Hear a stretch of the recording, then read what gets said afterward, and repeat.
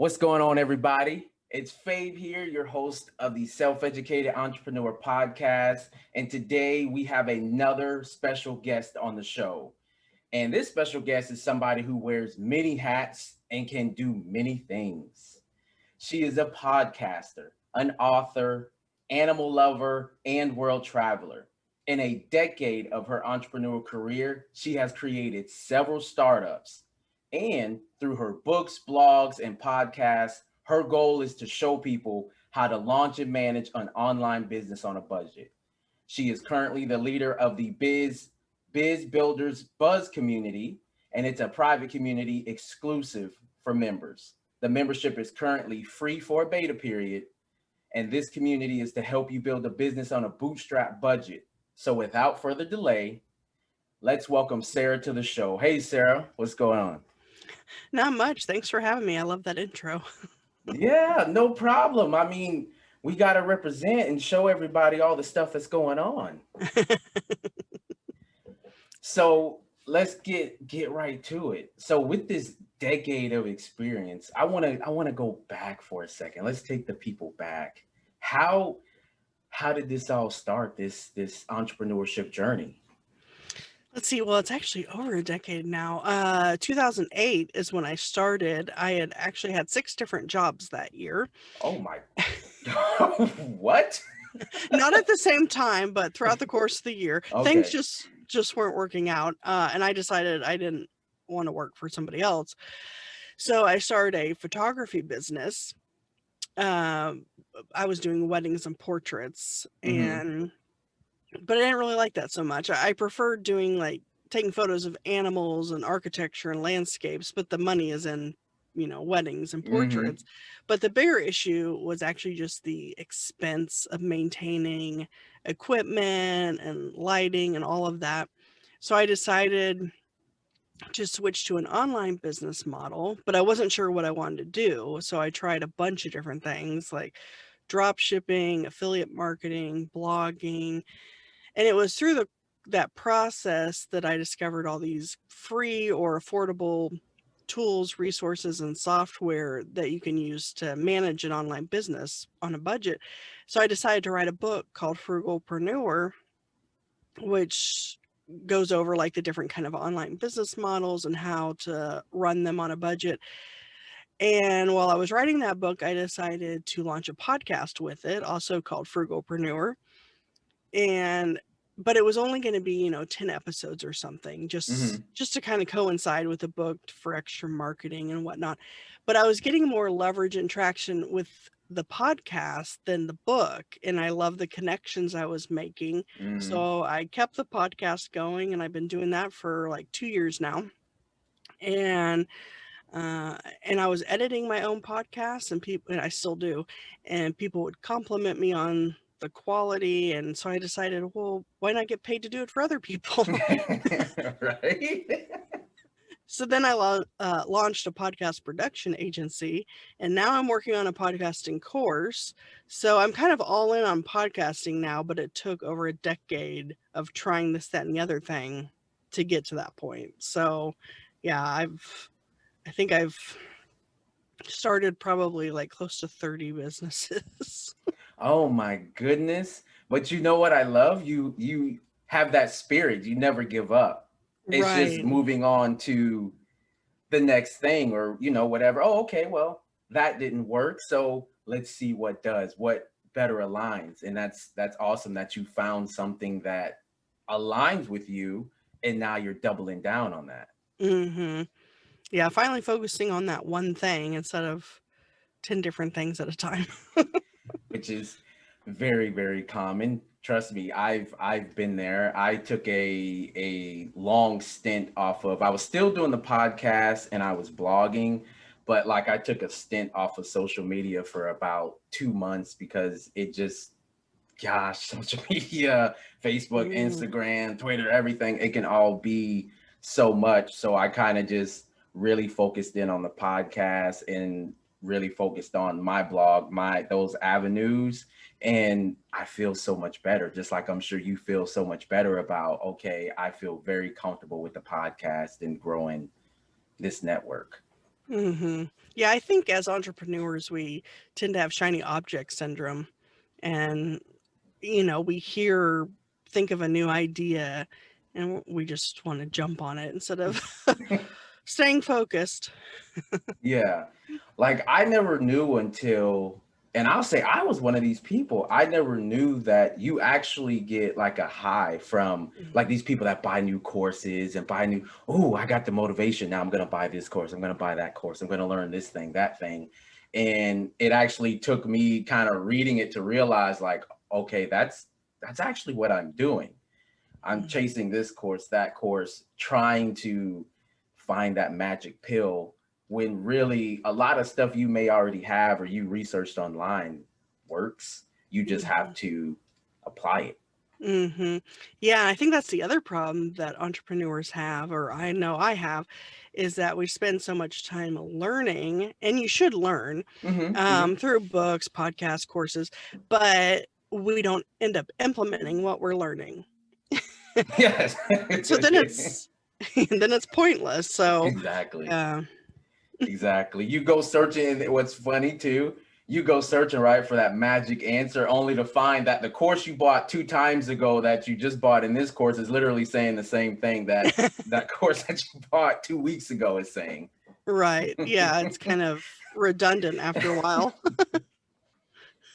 So, as far as your mission, you wanting to help people launch an online business on a budget, where does that come from? What is the foundation of that and that purpose? I think because that's what I wanted to do. I guess I've always been kind of frugal. That's how I was raised. My parents were always, even though they had good jobs and money and all this, they Hmm. were always using coupons or pinching pennies somewhere or another. So I think I just kind of grew up that way. So I've kind of always had that mindset. And unlike a retail or brick and mortar, the nice thing about online businesses is there's very little overhead. So, after I had that photography business, even though I didn't have a brick and mortar, I still had all this equipment and stuff. Hmm. Plus, I was spending so much time driving to venues and all of that. So I just wanted to do something online. And then I was just discovering how affordable that is. And I was actually in a Dave Ramsey class called Financial Peace. Hmm. And while I was sitting, and that course is about how to pay off debt and save money and all this stuff. And I remember sitting in there thinking, okay, all these ideas are great, but what about making more money to help with that? And so that actually, while I was sitting in there, that's where the word frugalpreneur came to me. I don't know. Everyone, it seems like that's like the thing now is everything is a blankpreneur, Yeah, pretty whateverpreneur. much. Pretty So I was much. like, frugalpreneur, that might work. Um, so yeah, I've found so many resources and whatnot that I wanted to spread that message to other people who are maybe thinking about starting a business, or maybe they already have, but they're struggling to do it on a budget. And I know the saying you have to spend money to make money. I think that's true to a certain degree, Hmm. especially like advertising and things like that, like Facebook ads or whatever. But for the most part, at least the way I operate is I try to spend as little money as possible. Yep.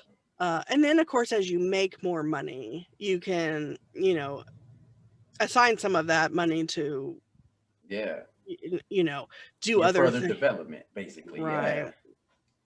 Yeah. And like with podcasting, I think a lot of people assume that, like, they envision a radio broadcast studio and all that equipment.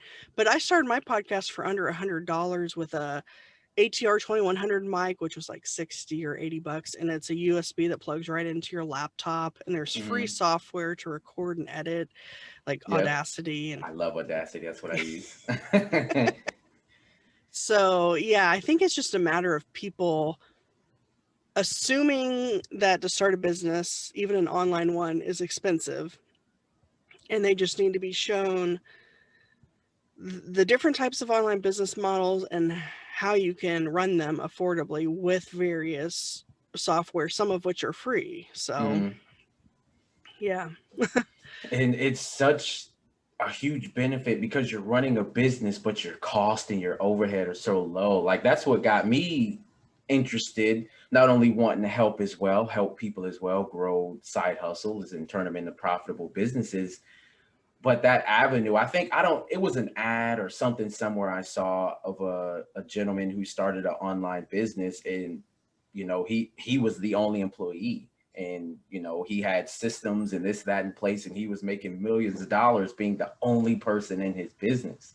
Mm. So I was like, oh, okay, how do I do that? How do you go about that? And I think your mission to educate people with that is amazing, because we're in such an information age. You can Mhm. literally go to Google and learn whatever you want.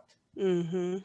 And then, as you said, like, you could go learn. It's going to take you some time, right? But you're researching, you're learning, and then you go apply that stuff. And then as you make money, yeah, you can use that money to further or make the process faster to keep, to grow your business. So I think that's great, that you're doing that. Mhm. So over your 10 years, what would you say is your greatest failure? Well, I feel like I wasted so much time trying a million different things. And I wish I'd gotten into podcasting a decade ago, but whatever. Yeah, right. I didn't even know what it was back then. Um, but at the same time, I guess it took trying all these different things to because that's kind of what prompted me writing that book, which then launched the podcast. So I can kind of see where it led and how maybe I needed that process. But at the same time, maybe I wish it hadn't taken so long. I think it's important to, at a certain point, like if you're not sure what you want to do and you try a couple things, I think that's okay for a while. But zoning in on that one thing, I Hmm. think is important. So that I think is probably my biggest mistake, is just taking so long, and the shiny object syndrome, trying a million different things. Things, yeah. Trying to go with what's hot. It's like the stock market. Everybody wants to buy AMC and GME and all that stuff because it's the hottest thing. So yeah, I Hmm. definitely understand that. With your book, would you say that process was that, or I guess take us through that process a little bit for those that might be interested in writing a book. Hmm. And I'm asking for myself because I'm thinking about writing a book, or at least I want to. So just to better understand kind of that process for you. Sure, yeah. And I actually wrote a second book called Authorpreneur, about the process of writing a book. Um, so I personally, the path that I took and personally recommend is self-publishing, just because, like, if you're writing a fiction book, I guess you could wait around for a deal, with a Hmm. publisher. But I think the thing with self-publishing is you're able to put it out as quickly as you want. And if it's any kind of nonfiction, then I think time is of the essence, because with traditional publishing, it can take, 18 months or something for it to Hmm. be published before, I mean, and that's after you've written it. But with self-publishing, with it being, you can put it out there right away, Hmm. because if you had to wait 18 months, well, then some of the stuff you're talking about might be Might be, irrelevant by that, yeah. or outdated. Um, and I self-published through Amazon, and let's see. Basically, the process, I mean, once you've written the book, I used Readsy to format it, which is free, another software program, and that formatted it and then turned it into like a PDF and a Mobi, and what is the other one? There's like different types of formats that you need the book in to upload to Amazon. And then like I got my cover designed in Fiverr for like $5. Nice. I I love use it. I use Fiverr for any kind of book cover, podcast cover, any kind of artwork. Sometimes I do stuff on my own, like for free in Canva. But if it's, you know, like individual podcast cover art, like thumbnails, I'll do on my own. But if Mhm. it's like for a book or something, I'll do Yeah. Fiverr. But so yeah, you just have to get your cover done, write the book, format it, and then once that's all done, you just upload it, and it takes like, I don't know, 24 to 72 hours or something like that for Amazon to, I guess, approve it or Do publish it their basically. process. Yeah. So it's quick and you know, and your book could be, actually your book could be like one page or who knows how many pages. My books, they're around, I have 3 books actually. They're all around 10,000 words, actually a little bit less than that. So they're only like 80 pages. Mhm. So they're really thin. You can read them in like an hour. Um, but yeah, and so basically the way it works is you can do an ebook version and a print version if you want. And then it like suggests how to price it and whatnot. Cause like Mm. for the book, the physical book, I think mine costs like $250 or something just for the printing and all of that.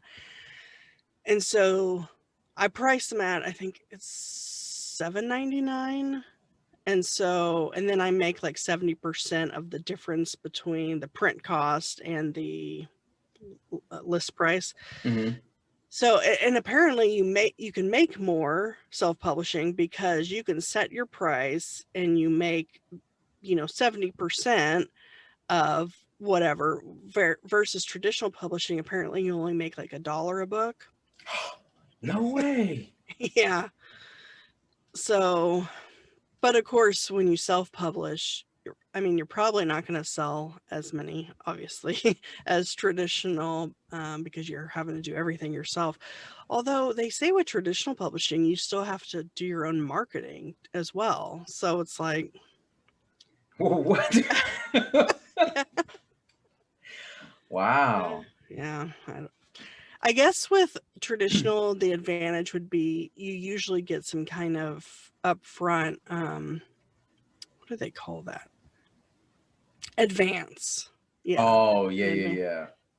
Yeah. But to get a traditional deal, I mean, you kind of have to be known to some degree, like a Yeah. famous name on some level, usually, or have a huge following or podcast or whatever. So the chances of even getting a traditional deal are pretty slim anyway.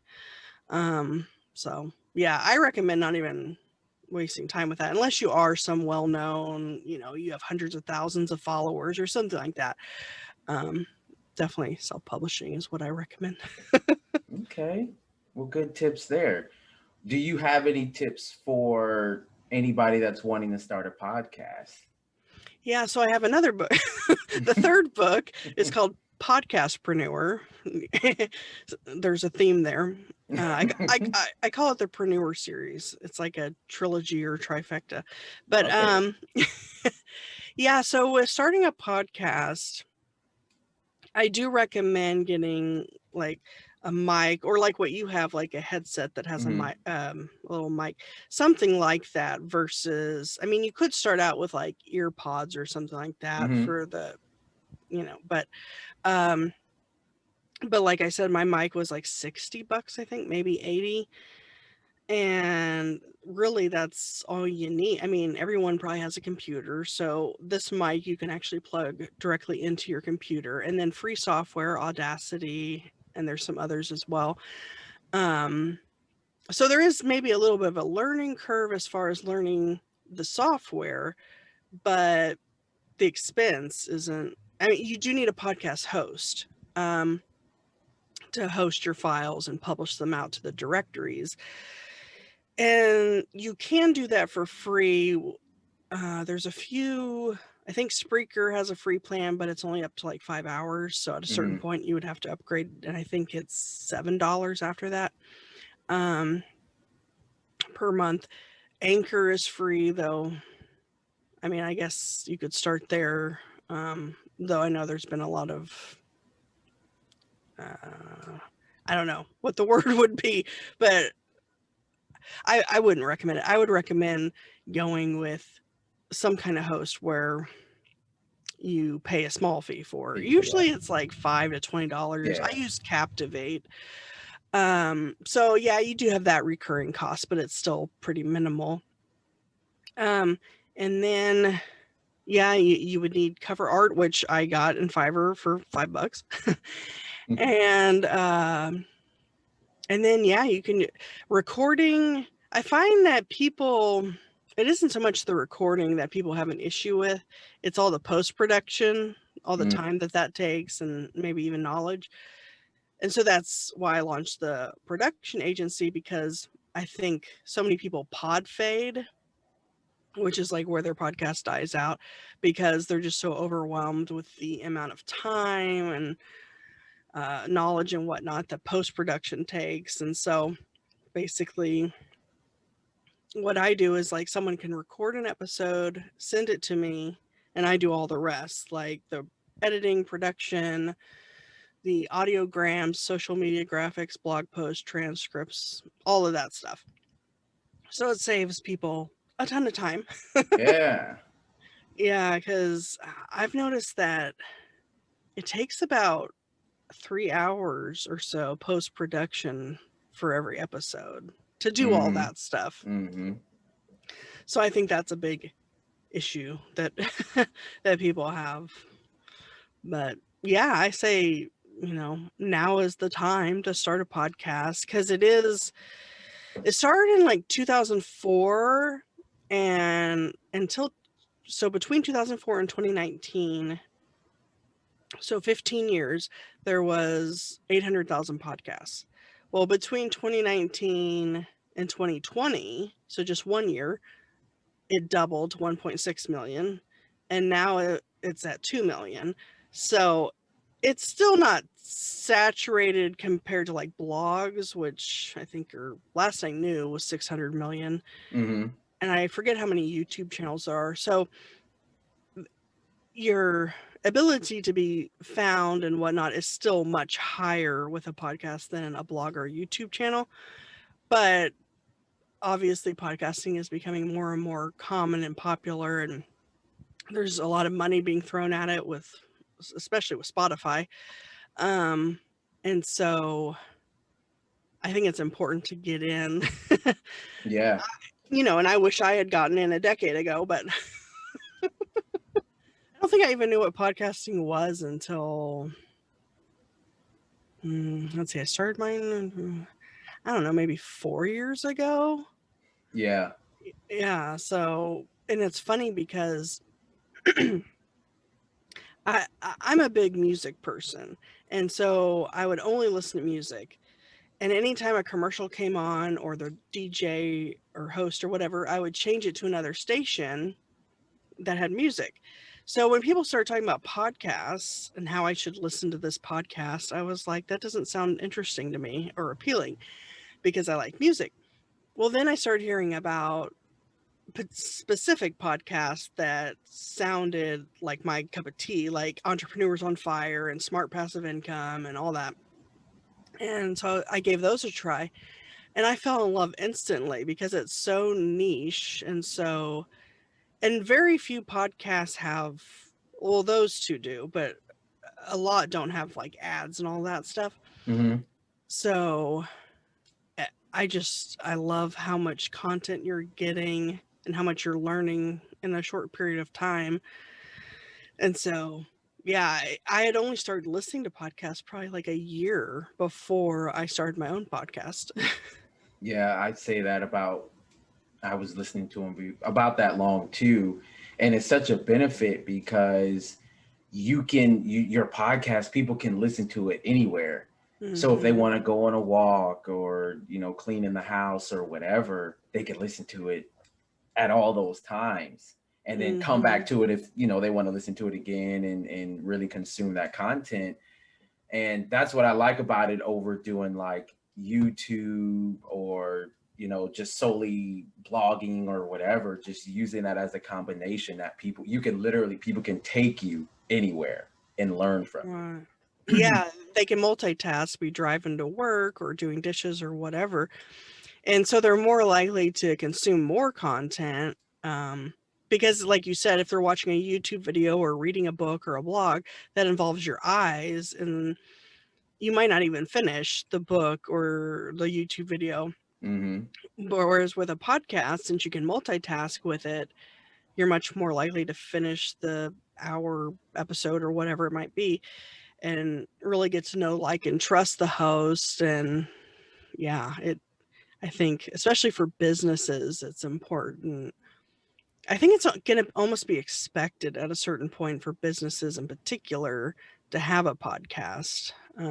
It just seems like it, almost like it's the new website. I mean, you should still have a website, but Hmm. almost expected like a website, I guess. Yeah, because more and more people, they want to do business with people, not, like not with a business. They want to Mm. know like what's this owner like, or what is this actual business like? What is the foundation that maybe the owner stands on, or something like that. Yeah, exactly. So what would you say is your biggest win in your entrepreneur career? I guess it would be the podcast, which was unexpected. And another interesting thing about that is, sorry, I'm actually getting over COVID. I had it 2 Oh weeks my. ago. And so I still get like, I have to clear my throat a Yeah. lot. Well, thank goodness that you are right. Yeah, thank you. Um, and so what was I saying? Sorry. I asked what your Um, biggest win oh was. yes. So with podcasting, what's interesting is the thing that I have been the most self-conscious about pretty much my whole life is my voice. Hmm. Yep. And it's interesting how the thing that I was the most self-conscious about is now the thing that I'm using to grow my audience and business. So it's just funny how that works out. But I would say, yeah, the podcasting and the the different things that I've branched off from that, as far as the agency. Now I'm working on a course, the book, and the connections I'm making. So I would say that's probably my biggest win. Yes, yes. That networking is huge Hmm. because I saw you have a March giveaway, or for Hmm. those that don't know, Sarah does a giveaway every month. So you definitely want to make sure you guys check her out because there's her link will be in the show notes. But with that, I saw you were giving away Traffic Secrets by Russell Brunson, and I actually just started reading that, Mm. and I love it so far. It's really really good, and I'm taking all my notes and stuff and planning on taking some action with that this week. So uh where was I going with that? Or oh, because I wanted to ask your thoughts on the book because you finished it and Yeah. everything. What did you think of it? Yeah, I have all of his books. Do you have his other two? .com Secrets and Expert Mm-mm. Secret. This Oh, one was okay. the first one I started of his. Oh, okay. Yeah, he has 3 books, and I've read them all, like, twice now. Which I never read a book twice. But I love them. I think that his books, they're so jam-packed, and I almost feel it's, like, worth $2,000 Right? education, Yeah. because it's like lays it out like, do this, do this, do this for this, do this, do that. It's like a total framework. So yeah, I think you'll love that book. It's a good one. And I Yeah. usually read his books are thick actually, but I usually read them in one sitting. It might take several hours, but I his books are so good I can't put them down. Yeah. Yeah. I got through. I bought it on the Kindle app. I bought it Friday night, started it, literally read it majority of the day yesterday, but I was doing because he talked about the Dream 100. That's what I was Mm. going to mention when you talked about networking was Oh yeah. Dream 100 and stuff. So I literally wrote down the Dream 100 list. So that took me like all day, but I was like, I told myself, I said, okay, because I kind of want to do a case study on my podcast of how it goes. So I was like, okay, I'm going to every process that he puts in place, I wanted to stop, do it, and then continue. So I'm kind of doing that and plan on doing a case study with that. And like you talked about networking, look, like you're putting to use here by coming on the podcast, right. you're doing that Dream 100 that he talks about. And so if anybody has that book, I haven't even finished it and I loved it so far, but Traffic Secrets by Russell Brunson, it's amazing. Yeah, and you had mentioned the giveaway. So every month, yeah, I do give away a book at thesarahstjohn.com/giveaway. Let's see, what is the book next month? Because I'm not sure when this will go live. It'll probably be at least It'll be April. April 1st, yeah. Oh, okay. So it'll be the next book, which I can't remember off the top of my head. But anyway, usually it's a Russell Brunson book or Pat Flynn. You know what? I should probably give away John Lee Dumas's new book.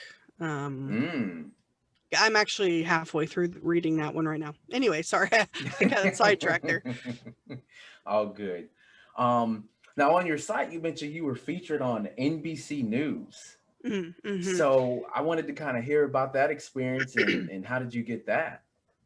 So it wasn't TV, it was the radio version. So I was on a podcast, but it's also a radio show called the Sheila Mack Show. And so how do I explain it? It's like affiliated with NBC News, like the radio station that it went out to. Nice. Yeah, is affiliated with them. So that was interesting. That was the first time I think I had been on a radio program, which then, so it's a radio program that she then turns into a podcast. Okay. Yeah, so that was interesting. But yeah, I would love to be on other things like actual, in magazines or writing an article or something like that. Yeah, so I can add more of those icons to the website. That's my plan too. I actually, so on my Dream 100, I put, I wrote down Inc., Business Live or Business Weekly, one of those two. And what was the third? There was a third major publication, but I said, okay, I'm going to make it my mission to get featured on these sites. Yeah, I would, because I think for one, it's exposure, but I think more than that, exposure for whoever reads it or whatever. But I think beyond that is just the authority and credibility that it adds just by having those logos on your site. So yeah, I'd love to do like Forbes, Inc., Fast Company, Entrepreneur. Yeah, all of those. So that's kind of a goal of mine as well. Nice. Love it. Love it.